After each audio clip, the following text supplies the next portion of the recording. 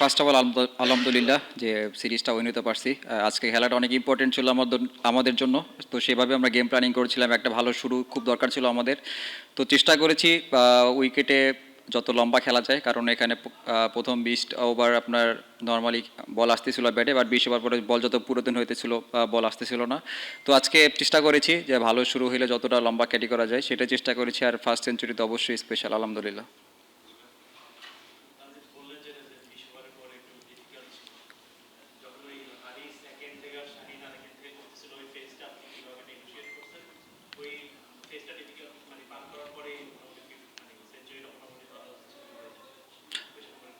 ওই সময়টা বল একটু রিভার্স করছিল। তো শান্ত ভাইয়ের সাথে আমার ডিসকাস হচ্ছিল, শান্ত ভাই আমাকে অনেক হেল্প করছে ওই সময়টায়, কীভাবে খেলা উচিত, কীভাবে এই এই 2-1 ওভার সার্ভাইভ করা যায়। তারপরে তিনি আমাকে বলছিল যে তারপরে আরও অনেক ইজি হয়ে যাবে। তো চেষ্টা করছি ওই 2-3টে ওভার সার্ভাইভ করার এবং দেখে শুনে খেলার।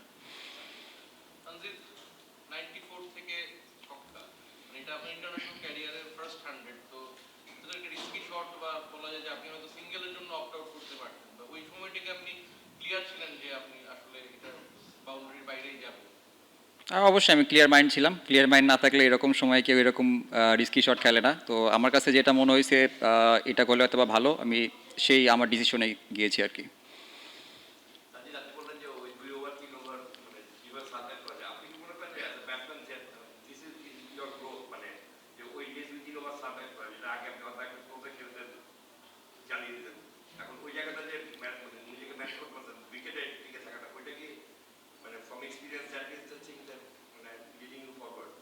না, অবশ্যই আমি চেষ্টা করছি যে আমার ব্যাটিংটা কিছুটা কাজ করার, স্কিলের থেকেও মেইনলি মেন্টালি কীভাবে আরও হেলদি হওয়া যায় সেই জিনিসটা চেষ্টা করছি। এটাই ব্যাটিংটা নিয়ে আসলে কোচের সাথে অ্যাশ ভাই আছে, দেন সালাউদ্দিন স্যার, হেড কোচ, সবার সাথে কথা হয়। আর মেইনলি একটা নাম মেনশন করতে চাই আজকে, যে শারিয়ান নাফিস, তার সাথে আর কি অন অ্যান্ড অফ আমার কথা হয়। তিনি আমাকে অনেক ভালোভাবে মোটিভেট করে। তো থ্যাংক ইউ সবাইকে।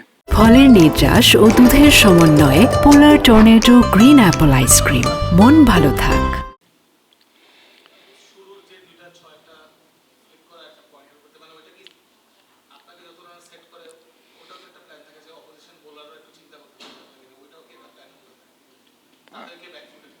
আসলে আমি এরকমভাবে কখনো চিন্তা করি না। যখন ব্যাটিংটাই মাইন্ডসেট আমার সবসময় পজিটিভ থাকে, আমার রেঞ্জে যেটা থাকে আমি সেটা সবসময় ট্রাই করি যে বাউন্ডারির জন্য যাওয়া। এইরকম চিন্তা করি না কখন। আপনি অ্যাজ এ ওপেনার হিসেবে দেখেন, ওইখানে কিন্তু সিঙ্গেল রান নেওয়ার অপশনটা কম। তো বাউন্ডারির দিকে অবশ্যই চেষ্টা থাকে যে ব্যাট বল যখনই পাবো, আমার রেঞ্জের ভিতরে যখনই পাবো, সেটা অবশ্যই বাউন্ডারির জন্য খেলার।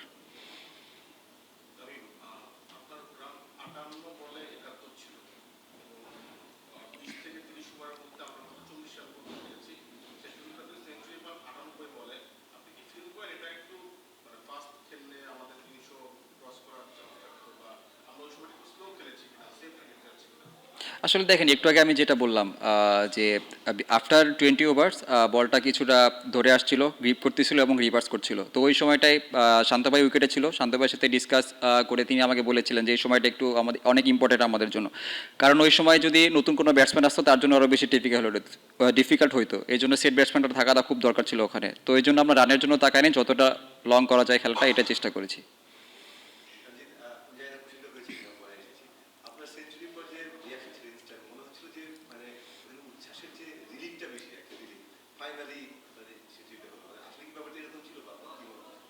এরকম কখনো চিন্তা করি না, সবসময় চেষ্টা করি টিমের জন্য ভালো কিছু কন্ট্রিবিউট করার। আর লাস্ট ওয়ান ডেতে অনেকগুলো ভালো সেট হয়ে আমি আউট হয়ে গেছি, সেটা ক্যারি করতে পারি না। তো আজকে চেষ্টা করেছি যে যেটা ভালো শুরু পাইছে এটা যাতে কিভাবে আর একটু বড় খেলা যায়। তো তো যেটা হয়েছে আলহামদুলিল্লাহ।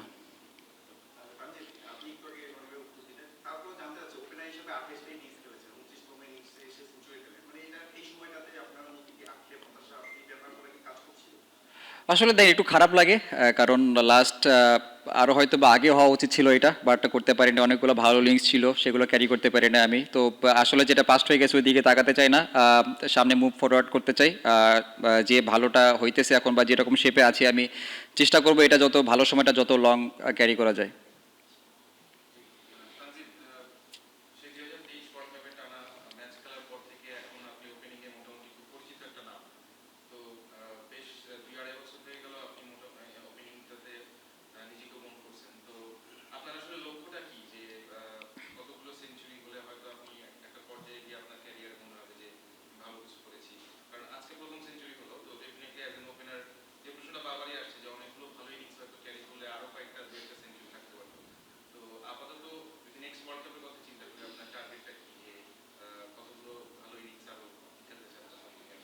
আসলে দেখেন, আমি এত লম্বা এত দূর তাকাতে চাই না, আমি সবসময় প্রেজেন্টে থাকতে পছন্দ করি।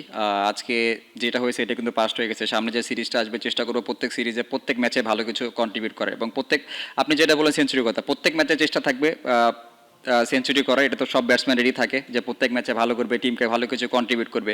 তো আমার চেষ্টা থাকবে প্রত্যেক ম্যাচে কীভাবে কি টিমকে ভালো কিছু কন্ট্রিবিউট করতে পারি, আর আমি এত লম্বা এত দূর তাকাতে চাচ্ছি না।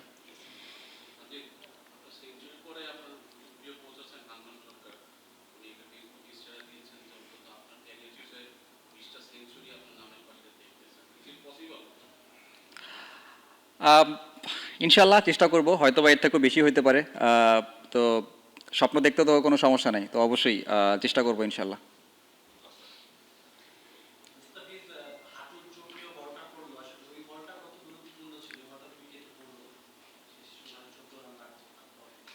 অবশ্যই অনেক ইম্পর্টেন্ট ছিল, কারণ আমাদের শেষে দেখছেন যে রিশাদকে বোলিং করানো হয়েছে, যে সময়টায় আসলে আমরা চাইছিলাম একটা কোনো পেসার থাকবে কিংবা এরকম কি, আর ওই সময়টা যদি একটা বাউন্ডারি লিক হয়ে যেত তাহলে খেলাটা আরও টাইট হয়ে যেত। তো ফিজ ভাই যে ওয়ার্ল্ড ক্লাস বলার, সেটাই প্রমাণ করেছে উনি, তো তার থেকে আমরা এরকম কিছু আশা করি।